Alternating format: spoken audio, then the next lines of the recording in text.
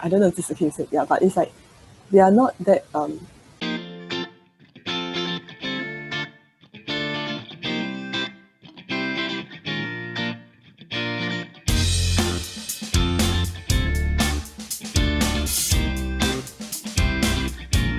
name's Penny, and I'm going to share with you my experience on how I DSA to EJ through volleyball.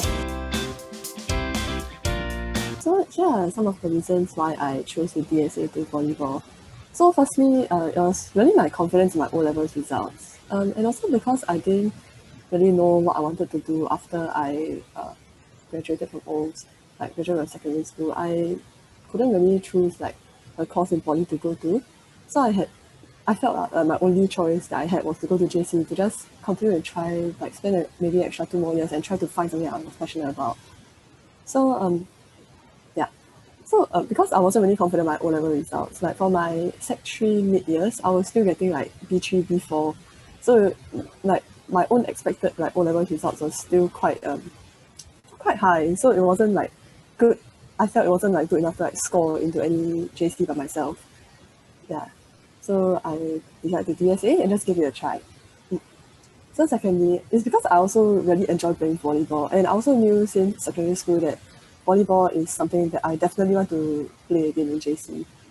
And also because my secondary school was quite well known for volleyball, that's why I really had a lot of passion for it. And I wanted to continue this volleyball journey for another 2 more years. So naturally, because I'm using volleyball, it had to be schools that actually had volleyball. And secondly, it's like, how high do I prioritize volleyball? For example, do I want to like, for example, there are like some more competitive schools in volleyball, like some JCs that are more well known for volleyball would be Hwa Chong or Nanyang, all these kind of schools. But then Eunoia is a relatively new school, so and it's also we take students from IP schools such as like SCGS and St. Nick's, and SCGS and St. Nick's don't have volleyball in secondary school. That's why it really counted a lot on the JE students to bring in talent for the volleyball CCA. And because volleyball in EJC wasn't that well known and it wasn't that intense, I don't know if this is the case, yeah, but it's like they are not that the school isn't that focused on volleyball, and volleyball isn't really expected to win. So I know other schools, for example, like they have 3 trainings a week, but volleyball only has 2. Yeah, so that goes to me the third point, which is like EJ only has like 2 trainings a week, and it's 3 hours still. Yeah, 3 hours during competition season, but last time it was only 2 hours plus. So actually it also took very little time out of my day and out of my week, I guess, since it was only 4 hours in total.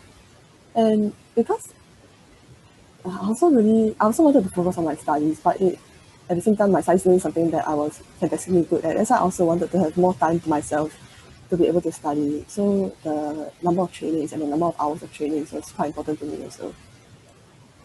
Yeah.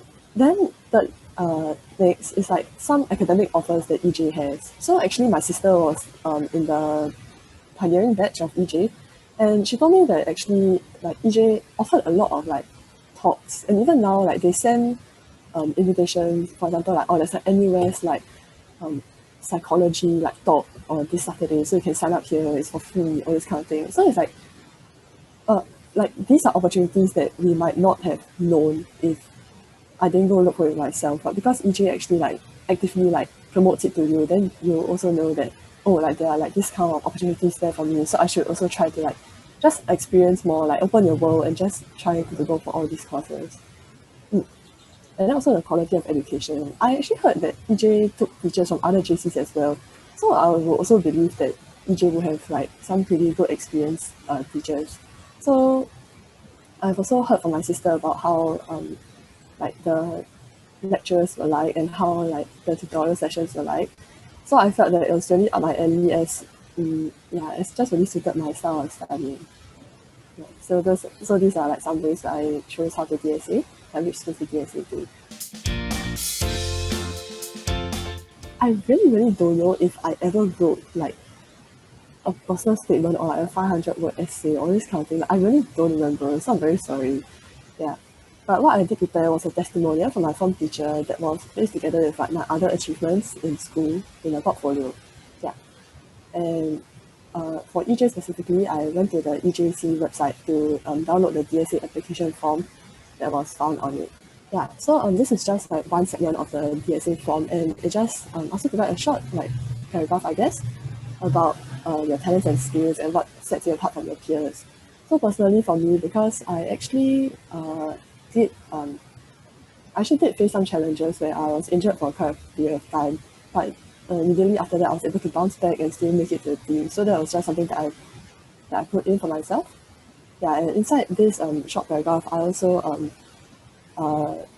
like talked about how like some of our achievements and how long I've been playing volleyball for. So this helps to like boost like like feel like more experience, all this kind of thing. They also ask for some achievements that you have from your CCA. And like I said again, I'm very lucky that my school was very heavily involved in volleyball, my secondary school. So we had a lot of opportunities to play games. If you look closely, actually most of these are all just like zonal games and like NSG games. Yeah. But personally inside there's a little bit of like some other games that we've signed up by ourselves, like me and my friends. Then we just decided, oh, there's like a beach volleyball game today, let's just sign up, all this kind of thing. Yeah, so it's also quite fun, just like have more experience doing all this kind of stuff. Okay, so for the interview and trial process, right? Actually, after we went to the general office to submit your portfolio, then actually on the day after that, like we didn't really get any news. But after a while, they emailed us again to like tell us like, oh, like actually it's in the EJ website, like the times and trials and the dates for like the CCA trials.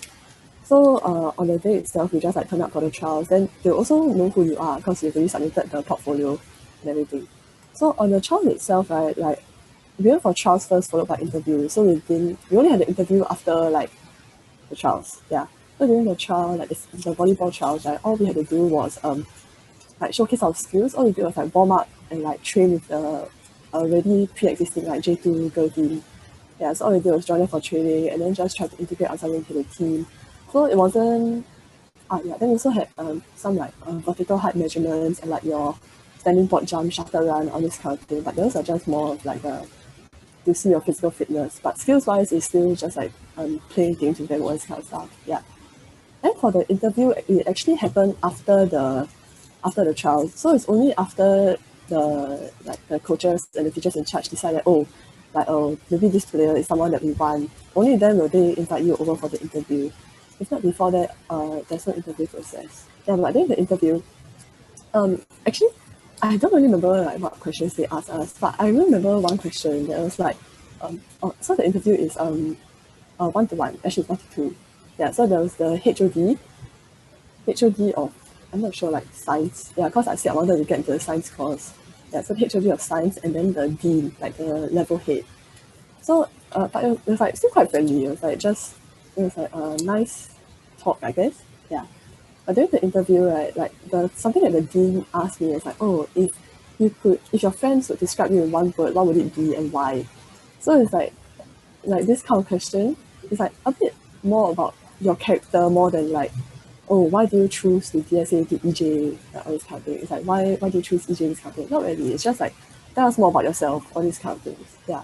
So those are like one of the main few questions that they asked us. And at the end of the interview, actually, they also asked, do you have any questions for us? And because EJC is actually like a IP school, right? Like they take in students from Cat High and SCGS and St. Nick's. So one question that I asked was, like how do I, like what is the school culture like? Like is it easy for like a JE student to like integrate into this like community where like all these people already like know each other? Yeah, so some challenges faced or like some problems that I had personally was also I didn't know whether I wanted to put myself in a situation where I was like in a very uncomfortable environment. For example, like in EJ, like I said, all those IP students already know each other. Like during orientation, the IP students actually have 1 month worth of orientation before the JE students come in for 5 days. And then after that, it's like, oh, that's it, you know. Yeah, so like, when I first came into EJ, honestly, I also felt a bit like, a bit cold, you know, like it's a bit, doesn't, like the vibes is a bit off. I'm assuming that everyone here is also from like a neighborhood school, maybe, like neighborhood secondary school. And it's like, I don't know if I can say this, but it's like that, like the high class vibes is a bit different. Yeah, it's like So when I first came, I just didn't feel that it was like I didn't feel like I belong. But honestly, it's like as you stay in EJ more, as you like stay in the school longer, you also find like more friends that like will really help you feel like, oh, like I'm very glad that I chose like this school to go to. And it really wasn't that much of a big problem to like, it wasn't difficult also to like integrate into the EJ culture. But like even though everyone like seemingly knew each other, but they're still all very nice. Like they'll still like include you in their like conversations, and they'll still try to make you feel included, and they also won't like purposely like exclude you from any of this kind of thing. So it was like a smaller problem than I imagined. Yeah. The other challenge phase right was also I didn't know if I could handle the academic rigor because like I said, I'm not the brightest.